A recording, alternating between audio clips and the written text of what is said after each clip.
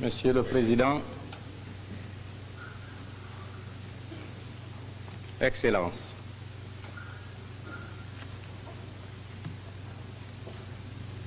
c'est avec une réelle émotion que j'ai l'honneur et la joie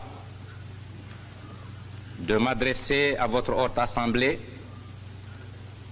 et à travers elle au vénérable peuple des 82 nations que vous représentez.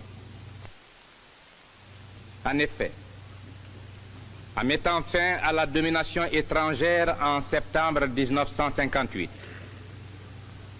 le peuple de Guinée avait placé son intime espoir en l'Organisation des Nations Unies.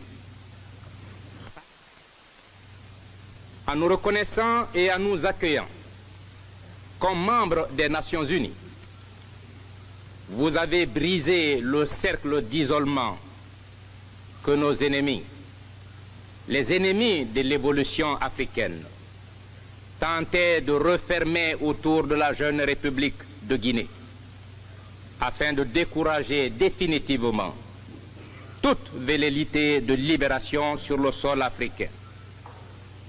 Combien il est réconfortant pour les patriotes que nous sommes de constater qu'aux heures les plus décisives du destin de nos peuples, la solidarité et la fraternité internationale ne font jamais défaut.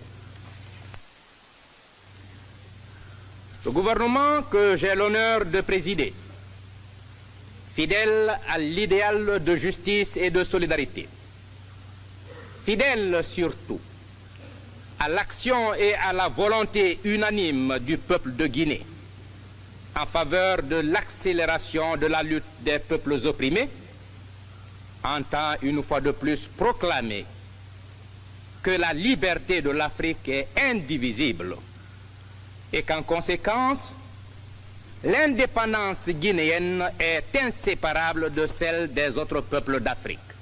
L'histoire africaine connaît de nos jours une accélération telle que des événements décisifs et importants ponctuent son processus à un rythme inattendu.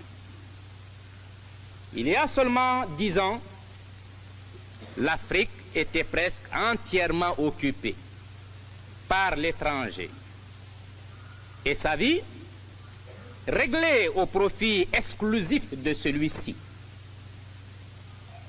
Elle était absente de la scène internationale.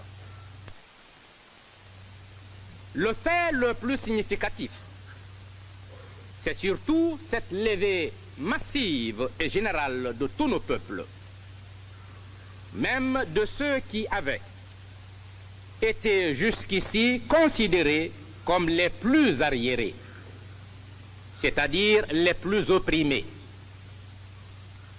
Tous les plans en vue de freiner cette évolution, cette volonté farouche de l'Afrique pour la reconquête de sa dignité sont déjoués les uns après les autres. Et toujours, c'est le même cri déchirant qui retentit à travers tout notre continent. Indépendance.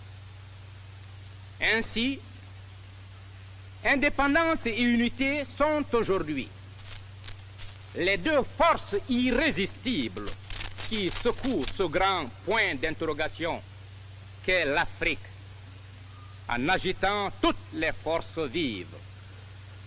L'Afrique qui émerge à la vie universelle va à la rencontre du reste du monde,